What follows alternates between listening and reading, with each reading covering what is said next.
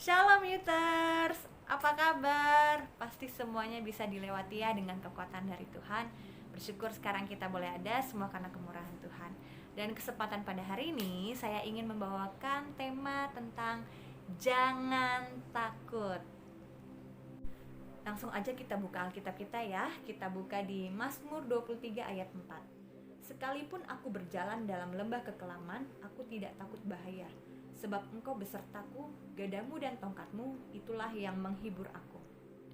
Tentunya ayat ini pasti udah gak asing lagi di telinga kita. Bahkan mungkin ada dari kalian yang bisa jadi ayat ini adalah ayat awal tahun kalian gitu, atau ayat emas kalian.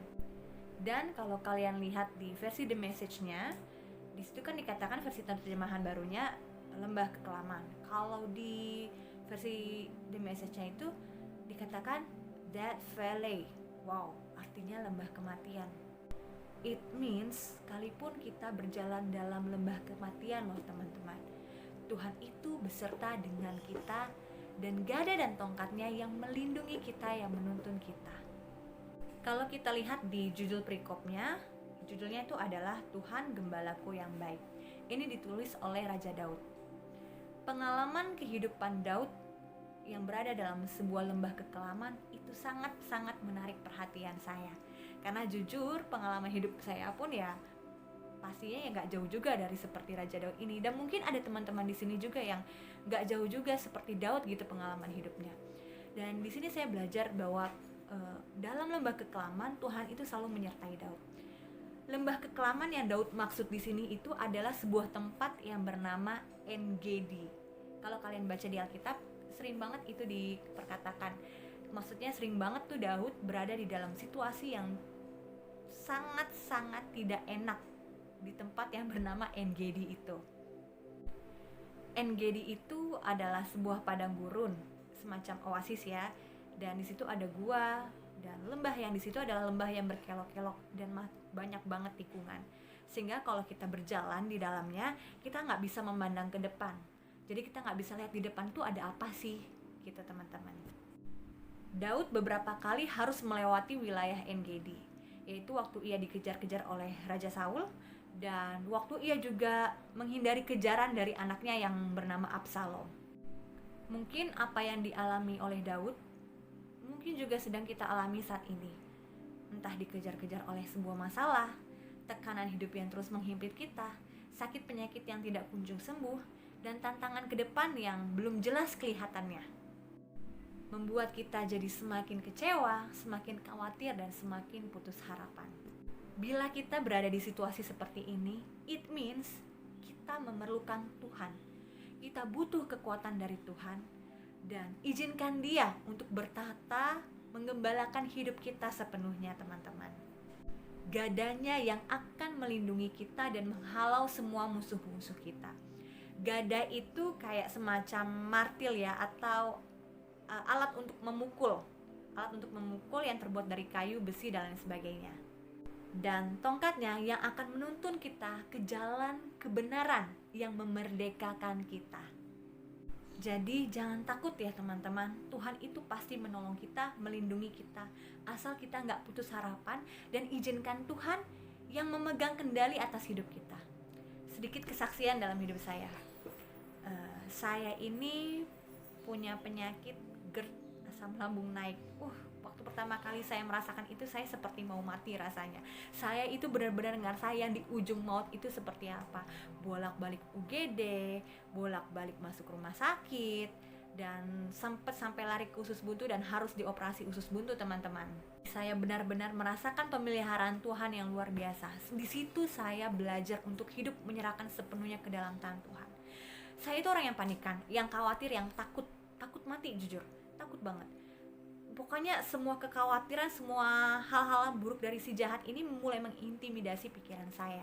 Saya mulai khawatir, takut, dan sebagainya. Tapi saya belajar untuk calm, untuk tenang, untuk terus datang sama Tuhan, untuk minta ampun. Pertama itu saya minta ampun sama Tuhan, Tuhan ampuni saya.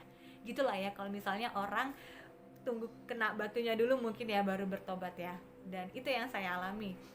Saya minta ampun sama Tuhan, saya minta tolong Tuhan, tolong saya, mampukan saya. Saya pun sampai harus ya bolak-balik ke rumah sakit, check up. juga sempat operasi usus buntu gitu ya kemarin itu tahun lalu akhir-akhir 2019. Dan kemudian di awal bulan Januari 2020 saya mulai lagi mengalami hal yang tidak mengenakan gitu. Intinya saya nggak tahu saya lagi kenapa, kayak aliran darah tuh nggak ada sampai ke kepala gitu. Detak jantung saya cepat, nafas saya terengah-engah gitu. Saya udah tinggal berserah sama Tuhan. Tuhan terjadilah seperti dengan kehendak-Mu. Saya cuma bilang kayak gitu teman-teman. Dan saya benar-benar ngerasain yang namanya di ujung maut itu seperti itu. Jadi saya dibawa ke IGD, detak jantung saya, detak nadi saya tuh udah 60 per sekiannya itu udah nggak kedengaran lagi.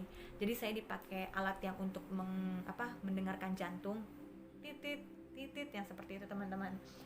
Terus dikasih yang buat untuk pernafasan gitu. Terus saya ngerasain, saya tiba-tiba kok kayak ngerasain detak jantung saya tuh kayak makin melambat gitu. Terus sempat ngerasain di mana saya udah mulai kayak mau merem. Terus saya ngerasa detak jantung saya udah nggak bunyi lagi gitu. Terus saya makin lama kayak makin tidur gitu. Di situ saya langsung tersentak, dalam nama Tuhan Yesus. Saya kaget, wow, saya kaget dan saya benar-benar ngerasain itu yang namanya di ujung maut itu seperti itu. Sebenarnya sih banyak hal yang membuat saya ngerasa saya berada di ujung maut gitu. Tapi ya pengalaman luar biasa itu yang Tuhan berikan buat saya, dan semakin saya untuk bersyukur, semakin saya untuk menyerahkan hidup saya untuk dipimpin Tuhan, dan semakin saya nggak mau main-main lagi atas hidup saya ini teman-teman. Dan ketika kita belajar hidup kita serahkan sepenuhnya sama Tuhan, itu nggak akan ada beban lagi yang berasa teman-teman. Tuhan pasti menolong, yakin dan percaya Tuhan Yesus pasti menolong. Tuhan yang menguatkan dan memampukan kita. Masih sih kadang sometimes kalau misalnya lagi hal-hal yang saya mengalami tidak enak body gitu, udah pikirannya udah mulai melayang kemana-mana. Wah, mungkin Tuhan mau panggil saya atau lain sebagainya. Mulai seperti itu. Tapi kalau ketika saya mulai lagi berserah sama Tuhan, semuanya terjadi sesuai dengan kehendak Tuhan. Tuhan tahu hidup saya, dan saya masih mau mengerjakan panggilan hidup saya di dalam Tuhan. Saya menyerahkan semuanya sama Tuhan. Ketika itu mulai damai sejahtera lagi ada dalam hidup saya. Jadi buat kalian yang dalam lembah kekelaman saat ini, entah mungkin dalam masalah hutang piutang, atau mungkin sakit penyakit, atau mungkin keluarga, pelayanan, keadaan hidup yang menghimpit kalian, sadarlah bahwa Tuhan itu gembala yang baik. Gak mungkin Dia menjebloskan kita ke jurang, gak mungkin. Dia pasti akan bawa kita ke padang rumput yang hijau, asal hidup kita mau digembalakan oleh Dia, dituntun oleh Dia sepenuhnya. Yuk kita sama-sama belajar menyerahkan hidup kita sepenuhnya ke dalam tangan Tuhan ya. Biar Tuhan yang sepenuhnya ambil alih setiap kehidupan kita. Dan ingat, Tuhan itu yang punya segalanya. Hidup kita atau kekayaan, bahkan dunia ini Tuhan yang punya. Jangan takut, jangan khawatir. Bapa kita loh yang punya semuanya. Kiranya firman Tuhan ini memberkati kita semua ya, dapat menguatkan dan membangun kehidupan kita lagi. Jangan lupa untuk subscribe, like, komen, dan bagikan renungan ini kepada teman-teman kita yang membutuhkan, untuk kita saling bertumbuh bersama di dalam Tuhan. Terima kasih, Tuhan Yesus memberkati. Bye-bye, be faithful and get fruitful ya. Dadah.